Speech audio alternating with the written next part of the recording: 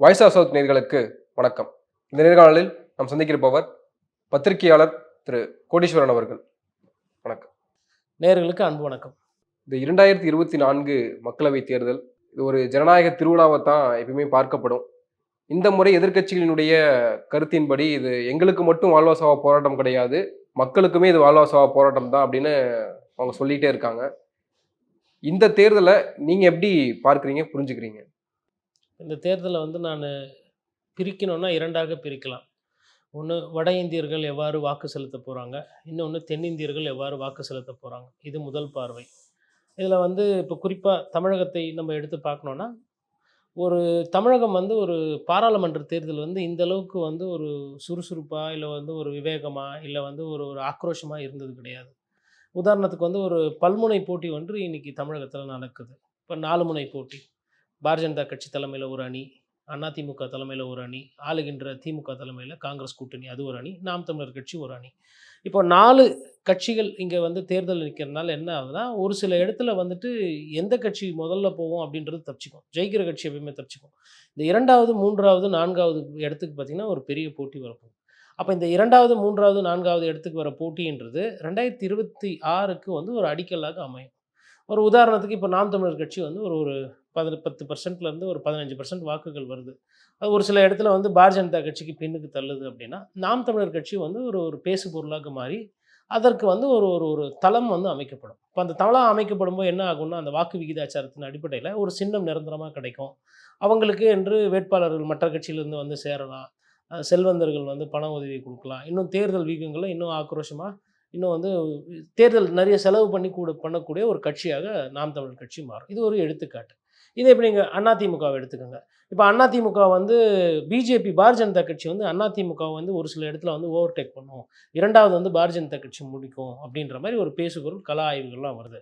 ஒருவேள அது நடக்குது அப்படின்னு பார்த்தீங்கன்னா, பாரதிய ஜனதா கட்சிக்கு அவங்க நீண்ட காலமா ஆசைப்படுற ஒரு விஷயம் தமிழகத்தில எப்படின்னா கால் ஊன்றணும். தமிழகத்தில பாரதிய ஜனதா கட்சி ஒரு ஒரு பிரதான கட்சியாக வர வேண்டும். அதாவது எதிர்க்கட்சி, ஆளுங்கட்சியை தாண்டி முதல்ல ஒரு கட்சியாவே அங்கீகரிக்கப்பட வேண்டும். ஏன்னா, இப்ப கூட சமீபத்தில அண்ணன் செல்லூர் ராஜோ, இல்ல ஆர்.பி. உதயகுமார் போன்றவர்கள் மனக்கசப்பானாங்க அப்படின்னா என்ன சொல்லிடுறாங்கன்னா, நோட்டாவை விட போட்டி போடுற கட்சி. நோட்டா கூட தான் இருந்தது. அது ஒரு கட்சியா அது அப்படின்ற மாரிலாம் பேசுறாங்க. சரி இவங்க தான் இப்படி பேசுறாங்கன்னு பார்த்தா, கனிமொழி அவர்கள் அவங்க என்ன பண்றாங்கன்னா, ஓட்டு வாங்குவாங்க, கட்சி வளர்ந்திருக்கு. ஆனா நோட்டாவோட இந்த வாட்டி நல்லா பண்ணுவாங்க, போன முறை அப்படின்ற மாரி சொல்றாங்க. அப்ப இந்த திராவிட கட்சிகள் பாரதிய ஜனதா கட்சியை அவங்க ஒரு ஒரு ஒரு ஒரு உங்கள நாங்க எங்க வைக்கிறோம் இந்த தேர்தல் பாருங்க அப்படின்ற மாரி அந்த மனநிலையிலிருந்து பேசக்கூடிய அந்த தன்மை பார்க்குறோம். அப்போ பாரதிய ஜனதா கட்சிக்கு சமூக ஊடகங்கள் ஆகட்டும், இல்ல ஒரு சில ஊடகத்தில என்ன சொல்றாங்கன்னா, வளர்ந்து 13லேருந்து 18 விழுக்காடு அவங்களுக்கு வாக்குகள் இருக்கு. ஒரு சில இடத்துல 2வது வராங்க அப்படின்னா, அப்போ பாரதிய ஜனதா கட்சி ஒரு பேசு பொருளாகும். அந்த இடத்துக்கு பாரதிய ஜனதா கட்சி வரும். அப்ப என்ன ஆயிடும்னா, திராவிட கட்சி வர்சஸ் நேஷனல் பார்ட்டின்ற மாரி ஆயிடும். அது ஒருவேளை திமுக வர்சஸ் பிஜேபியா மாறலாம். இல்ல 2026ல திமுக ஒரு ஒரு நெகட்டிவான ஒரு ஆன்டி இன்கம்பன்சி பொசிஷன். அப்ப அதிமுக வர்சஸ் பிஜேபியா மாறலாம். அது மாரி ஒரு சூழ்நிலை இருக்கு. அதனால தான் இது இந்த தேர்தல் என்பது முக்கியம். இது கூட இன்னொன்னு நம்ம ரொம்ப கூர்ந்து கவனிக்க வேண்டியது என்னன்னா, பாட்டாளி மக்கள் கட்சி. இப்ப பாட்டாளி மக்கள் கட்சி பார்த்தீங்கன்னா, தேர்தலுக்கு தேர்தல் கூட்டணி மாறி, மாறி, மாறி நிக்கிறாங்க. அப்போ மாறி, மாறி நிக்கும்போது கடந்த காலத்துல என்ன ஆயிடுச்சுன்னா, வைகோவோட அவர்களோட அந்த மதிமுக பார்த்தீங்கன்னா, இன்னைக்கு ஒரு ஒரு சொற்ப வாக்குகளுக்கு சின்னமே இல்லாத ஒரு கட்சியாக ஒரு தனிமைப்படுத்தப்பட்டிருக்கிறது.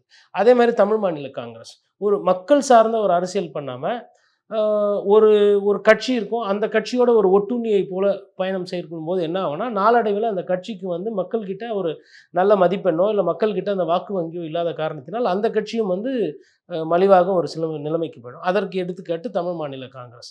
அதே மாரி நீங்க திரு விஜயகாந்த் அவர்களோட கட்சி எடுத்துக்கிட்டீங்கனாலும் சரி. ஏதோ சில காரணங்களால அந்த கட்சிய சரியா பராமரிக்கிறதுனால, அந்த கட்சி கொஞ்சம் கொஞ்சமா அவர்கள் தொண்டர்களை இழந்து, முக்கியமா அந்த கர்த்தாக்களை இழந்து, மாவட்ட செயலர்கள், எம்.எல்.ஏ ஜெயிக்கக்கூடிய அந்த சக்தி படைத்தவர்களை இழந்து, இன்னைக்கு ஒரு ஒரு ரொம்ப ஒரு ஸ்ட்ராங்கான ஒரு நிலையில இன்னைக்கு தேசிய முற்போக்கு திராவிட கழகம் இல்ல. அப்ப இதெல்லாம் நம்ம கண் முன்னாடி பார்க்கிற எடுத்துக்காட்டுகள். அப்ப இந்த எடுத்துக்காட்டுகளோட நீங்க மையமா வைத்து பார்க்கும்போது, இந்த தேர்தல்ல இப்போ இந்த கூட்டணி லாஸ்ட் மினிட்ல மாறுனவங்க, இங்கேருந்து இவ்வளோ நாள் பேசிட்டு திடீர்னு தேசிய வளன், நாட்டு முக்கியம், தேசிய வளர்ச்சி தான் எங்களுக்கு முக்கியம் அப்படின்னு பேசக்கூடிய ஐயா சரத்குமார் போன்றவர்கள். அப்போ மக்கள் இதெல்லாம் கூர்ந்து கவனிப்பாங்க. இப்போ உண்மையிலேயே இதில தேச நலன் இருக்கா? இல்ல உங்களோட சொந்த நலன் இருக்கா? அப்படின்ற இந்த கேள்விகளுக்கெல்லாம் ஜூன் 4 இங்க தமிழகத்திலிருந்து விடை கிடைக்கும். இது தமிழக அரசியல். இப்போ ஒட்டுமொத்த இந்திய அரசியல், குறிப்பா வட இந்திய அரசியலை பொறுத்தவரையிலும் பார்த்தீங்கன்னா, எல்லாருமே ஒரு பேசு பொருளா வைத்தது சார்ஸே சர்பார், அதாவது இங்க தமிழகத்துல வந்து ஒரு மாரி அத நகைச்சுவைக்கு உள்ளாக்குனாங்க. பட் அவங்க வந்து நாங்க 400 பாராளுமன்ற சீட்டு கண்டிப்பா இந்தியால இந்திய கூட்டணியை எதிர்த்து பிஜேபியில தலைமையில இருக்கக்கூடிய என்டிஏ அவங்க கூட்டணியோடு சேர்த்து 400 சீட்டு வருவோம். இதுல நாங்களே சுயமா வந்து ஒரு 330 300லேருந்து 330 வந்துருவோன்னுவாங்க. அப்ப அது ஒரு பேசு பொருளாக இருக்கிறது. அப்போ இது எதற்கு பேசு பொருளாக ஆச்சு? இது எதற்குன்னா, இது வந்து ஒரு கட்டமைப்பு. மக்களை வந்து ஒரு நம்ப வைக்கிறதுக்கோ, இல்ல மக்களோட மூளையில வந்து ஒரு சிந்தனைய வந்து புகுத்துறதுக்கு உண்டான அந்த ஒரு ஒரு ஒரு மீண்டும் பிரச்சாரம். பாஜக தான் ஆமா, வரும். பிரச்சாரம். மீண்டும் ம். பாஜக தான் வரும். பிரதமர் வந்து 3வது முறையா உட்கார்றாரு. ஹேட்ரிக் அப்படின்றது. அதாவது சுதந்திர இந்தியால நடக்காத ஒரு விஷயத்த நடக்கும்னு சொல்லி பிரச்சாரம் பண்றது. இது நடக்காது அப்படின்றது நம்ம சொல்ல முடியாது. ஆனா, அவங்க நடக்கும்னு சொல்லும்போது, அது எப்படி நடக்கும்ன்ற அந்த கேள்விய கேட்கிறது பத்திரிகையாளர் ஒரு கடமை. இப்போ அல் ஜசீரான்னு சொல்லிட்டு ஒரு ஒரு முன்னணி நிறுவனம் ஆங்கிலத்தில. அவங்க வந்து ஒரு ஒரு கட்டுரை போட்டிருக்காங்க. நீங்க வந்து 300, 400ன்னு சொல்றீங்களே, தென்னிந்தியான்னு ஒண்ணு இருக்கு. அந்த தென்னிந்தியாவ நீங்க கணக்குலயாச்சும் சேர்த்தீங்களா? இல்லையா? அப்படின்னு கேட்குறாங்க. அதில யாரெல்லாம் பேட்டி குடுத்துருக்காங்கன்னு பார்த்தீங்கன்னா, மூத்த பத்திரிகையாளர்கள்லாம் குடுத்த நிர்மலா சீதாராமன் அவர்களோட கணவர் அவர்கள். அவரு வந்து பேட்டி குடுக்குறாரு. அவரு என்ன சொல்றாருன்னா, பொருளாதார நிபுணர் ஐயா. ஐயா வந்து உண்மைய பேசக்கூடிய தன்மை படைத்தவர். என்ன நீங்க மக்களுக்கு பண்ணீங்க? நீங்க 400 எதிர்பார்க்கிறீங்க. அவர் காங்கிரஸ் ஆட்சிக்கு வரும். ராகுல் காந்தி பிரதமர் ஆவும். அதெல்லாம் அவர் சொல்லல. மக்களுக்கு நீங்க என்ன பண்ணியிருக்கீங்க? பொருளாதார ரீதியா அவங்களோட வாழ்வாதாரம் எங்க மேம்பட்டு இருக்கு? ஆந்திரால அவங்களுக்கு அன்பாப்புலரா இருக்காங்க. கர்நாடகத்தில இப்ப கொஞ்சம் சறுக்கு நிலையில இருக்கிறாங்க. தமிழ்நாட்டுல கேட்கவே வேணாம். இந்த மாரிலாம் இருக்கும்போது எப்படி இவங்க வந்து 400 சீட்டு இவங்க வருவாங்க? தென்னிந்தியான்ற ஒரு ஒரு இடத்த வந்து கணக்கிலேயே இவங்க கொள்ளலையா? அப்படின்ற அந்த கேள்வியெல்லாம் அந்த அந்த கட்டுரையில வந்து வந்திருக்கு. இதெல்லாம் வைத்து பார்க்கும்பொழுது, இந்த தேர்தல நம்ம எப்படி பார்க்குறோம்னா, இன்னொரு ஒரு எடுத்துக்காட்டு சொல்றேன். இப்ப நம்ம பேசிக்கிட்டு இருக்கிற இந்த வேளையில வந்து ராகுல் காந்தியும், அகிலேஷ் யாதவும் உத்தரப்பிரதேசல பத்திரிகையாளர்கள் சந்திப்பு. நீங்க ஊடகத்தில தேடினீங்கன்னா, அது இந்த செய்தியே காணோம். ஆனா, அஸ்ஸாம்ல பிரதமர் பேசுறது லைவ் போடுறாங்க. பிரதமர் எங்க போனாலும், இல்ல அமித்ஷா எங்க சுத்துனாலும், வட இந்தியால இருக்கக்கூடிய ஊடகங்கள் வந்து காட்சி ஊடகங்களாகட்டும், அச்சு ஊடகங்களாகட்டும், அதை மிகைப்படுத்தின்னு சொல்ல முடியாது. அது முக்கியத்துவம் குடுத்து காட்டுறாங்க. முக்கியத்துவம் குடுத்து அத காட்டும்போது, ஒரு பிரதான எதிர்க்கட்சியினுடைய முன்னோடிகள் உட்கார்ந்து ஒரு பத்திரிகையாளர்கள் சந்திப்பு, அதுவும் உத்தரப்பிரதேசம் போன்ற ஒரு பெரிய மாநிலத்தில, இங்க 80 பாராளுமன்ற சீட்டு. அஸ்ஸாம்ல வந்து சிங்கிள் டிஜிட்ல வரும் பாராளுமன்ற சீட். அஸ்ஸாமோட சைஸ் இவ்ளோண்டுன்னா, உத்தரப்பிரதேசம் இவ்ளோ பெருசு இருக்கு. அப்போ உத்தரப்பிரதேசத்தில காட்ட வேண்டிய காட்சி பொருள் வந்து பத்திரிகையாளர் சந்திப்பு, கூட்டணி இன்னும் அப்படி இருக்கும்பொழுது, தேர்தலை பற்றி பேசுகின்ற அந்த பத்திரிகையாளர் சந்திப்பு இருட்டடிப்பு. அது வந்து வெளியிலேயே வரல. ஏதோ YouTubeல 1, 2 பேர் போடுறாங்க. அதை லைட்டா ஒரு ஒரு லைன் மாரி கீழ போட்டு அத நியூஸ கடந்து போயிடுறாங்க. ஆனா அஸ்ஸாம்ல பிரதமர் பேசுறது ஃபுல்லா போகுது. அப்ப இது என்ன காட்ட வராங்க? என்ன சொல்ல வராங்க ஊடகங்கள்? ஊடகங்கள் அதுக்கப்புறம் இந்த இ இ தகவல் வந்து திணிப்பு அதிகமாக இருக்கிறது. முடியல. இங்கேருந்து ஒரு ஒரு ஒரு லிங்க் வருது, இங்கேருந்து ஒரு லிங்க் வருது, Twitterல ஒரு கருத்து வரும், Facebookல ஒரு கருத்து, ரோட்ல போய் எட்டி பார்த்தா ஓட்டு கேட்க ஆள் இல்ல.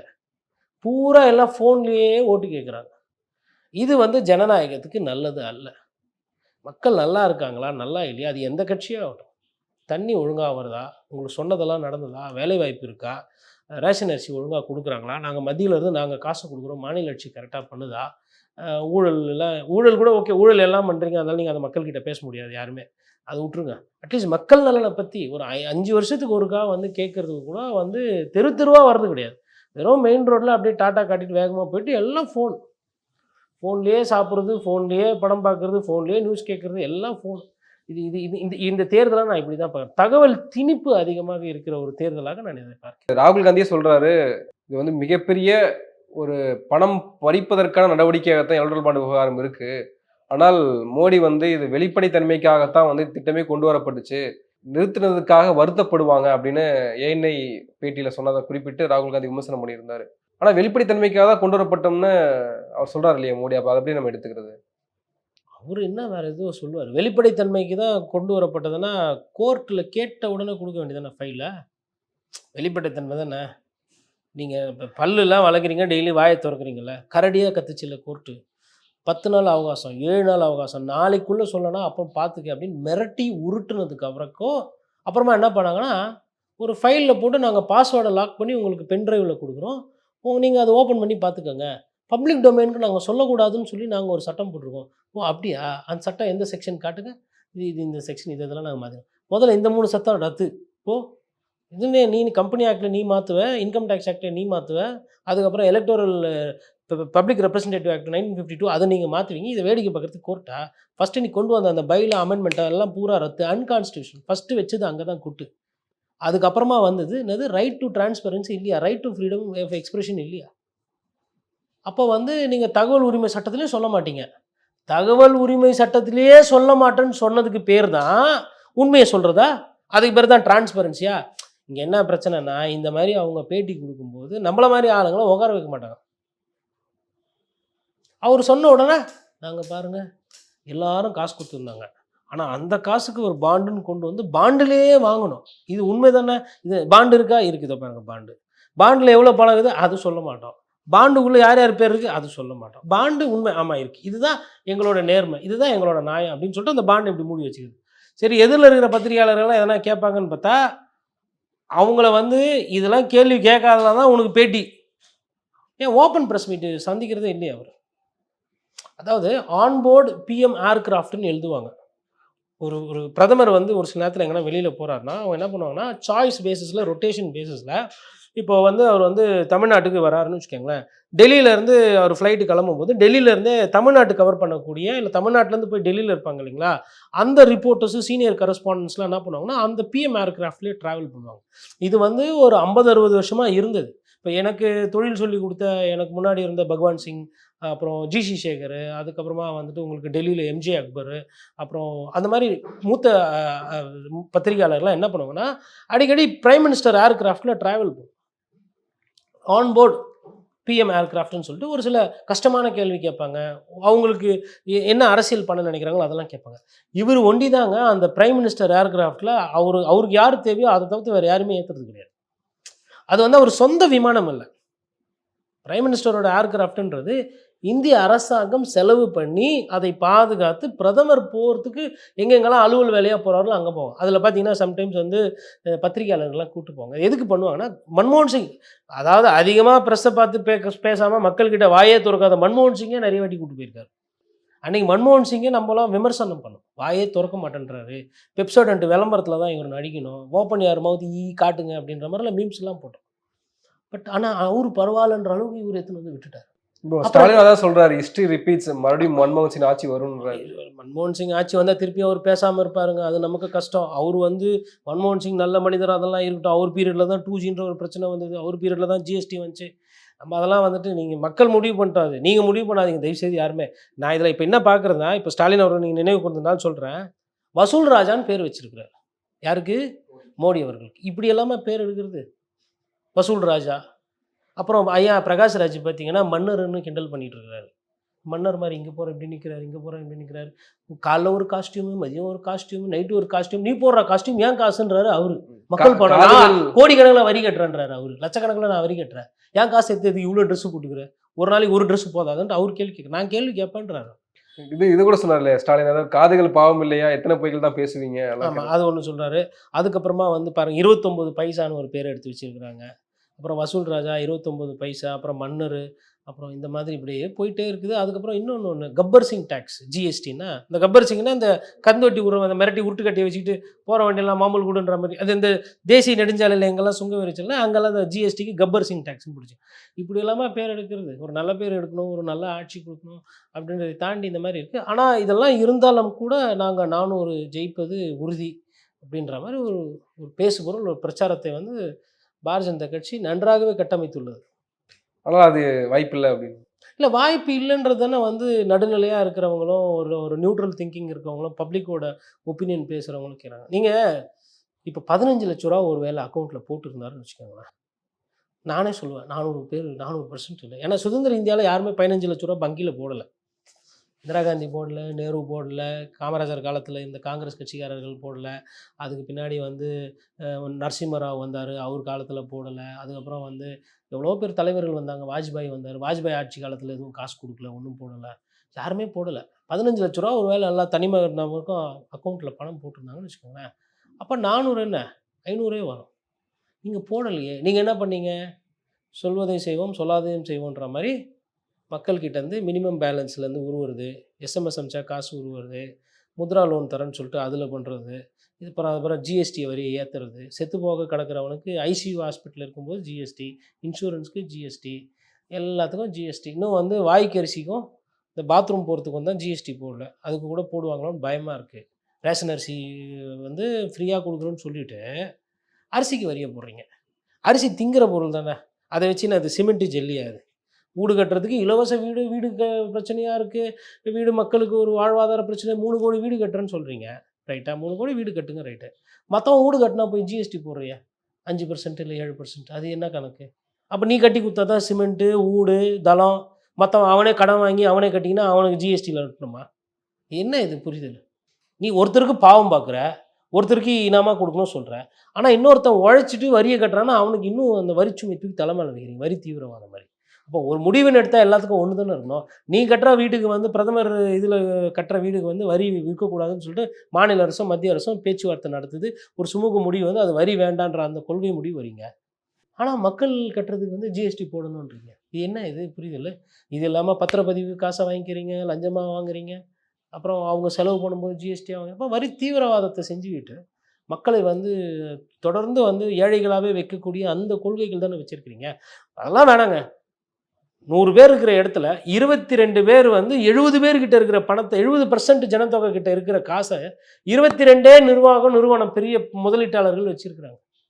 இதை விட என்ன ஒரு தரவு வேணும்? அப்போ பணக்காரன் மேலும் மேலும் பணக்காரன் ஆகிட்டு இருக்கிறான், ஏழை மேலும் மேலும் கீழே இருக்கான். நடுத்தரில் இருக்கிறவன் லோனு கட்டி இஎம்ஐ கட்டி வரியை கட்டி வட்டியை கட்டி நாசமாக போயிட்டுருக்கான் நடுத்தர வர்க்கம். இதுதானே இன்றைக்கி இந்தியானுடைய ஒரு ஒரு ஒத்த சொல்லில் சொல்லணும்னா, சுதந்திரம் வாங்கிட்டோம், இந்தியா பொருளாதார முன்னேற்றம் அதெல்லாம் இருக்கட்டும். மக்கள்கிட்ட பணம் யார் எவ்வளோ வச்சுருக்கா, யாருக்கு எவ்வளோ வீடு இருக்குது, யாருக்கு எவ்வளோ கல்வி இருக்குது, குடிக்க நல்லா தண்ணி இருக்கா, சுவாசிக்க காற்று இருக்கா, இதுதானே பேசிக்கான விஷயம். இதுலேயும் அங்கங்கே ஓட்டம் இருக்கே.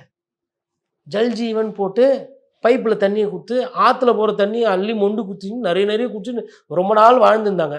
அந்த ஆற்றெல்லாம் நாசமாக்கிட்டு ஆற்றுலேருந்து ஒரு பைப்பை போட்டு இந்த வீட்டுக்குள்ளே விட்டுட்டு அதுக்கு போடுறீங்க வரி, வாட்டர் டேக்ஸ். 100 வருஷத்துக்கு முன்னாடி எங்கள் தாத்தா, என் பாட்டன், பூட்டன் யாராக வேணா இருக்கட்டும், அவங்களாம் இந்த மாதிரிலாம் குடிக்கிற தண்ணிக்கெலாம் வரி போடலையே, குடிக்கிற தண்ணிக்கெலாம் காசு கேட்கலையே. இதுதான் நீங்கள் ஆட்சி பண்ண. வெள்ளைக்காரன் பீரியடில் கூட பாவீங்களா? குடிக்கிறதுக்கு காசு இல்லையே. வெள்ளைக்காரனே வந்துட்டு ஆட்சி பண்ணாலும் அடிமை பண்ணாலும் தண்ணிக்கெல்லாம் காசு வாங்கலையே, குடிக்கிற தண்ணிக்கு. இது என்ன இது? அல்பத்தனமான அரசியல் தானே பண்ணுறீங்க நீங்கள். நீ சுயற்சி பண்ணி உற்பத்தி பண்ணி தண்ணி எடுத்து வந்து கொட்டான்றியா? வானம் பொழிகிறது, பூமி விளைகிறது. உனக்கு எதுக்குடா மானம் கட்டவனே வரி வட்டின்னு பாடினார் தாத்தா, நம் தாத்தா. அதே பொருள் இன்னும் அதே தானே. மழை தண்ணி பேஞ்சி ஆற்றுல வந்து ஆற்று தண்ணி எடுத்து குச்சி நாங்கள் ஏதோ வயிற்று பொழப்புக்கு பொழப்பணத்தின்னு போட்டான் ஜல்ஜீவன் திட்டம். கேட்டால் வேர்ல்டு பேங்க் லோன் கொடுக்குமோ அவன் சொன்னானா, இது மாதிரிலாம் நீங்கள் ஃப்ரீயாக கொடுத்தீங்கன்னா நாங்கள் லோன் கொடுக்க மாட்டோம், அதனால நீங்கள் பைப்பு போடுங்க, பைப்பில் தண்ணியை விடுங்க, தண்ணிக்கு காசை வாங்குவோம், நாங்கள் எங்கள் வயிற்றில் அடித்து நீங்கள் காசை வாங்கி எடுத்துமே அங்கே நொட்டணும், இதுக்கு நாங்கள் உழைக்கணும், இதுக்கு உங்களுக்கு திருப்பி வர ஓட்டு போடணும். தண்ணி இனாமாக கொடுக்குறது, அதுக்கப்புறம் இந்த இந்த இதுக்கெல்லாம் வந்துட்டு இதெல்லாம் இது சாதனையாக யார் சொன்னாலும் மக்கள் வந்து கோவப்படணும். இது உன் அடிப்படை வேலை, இது நீ செய்யணும். இவ்வளோ நாளாக செய்யலைன்னா இதுக்கே நீ அசிங்கப்படணும். இதெல்லாம் சாதனையாக எடுத்துக்கிட்டு யாரும் வந்து பேசக்கூடாது மக்கள்கிட்ட. நன்றி. பல விஷயங்களை தெளிவுபடுத்தியிருக்கீங்க. உங்கள் நேரத்துக்கு மிக்க நன்றி.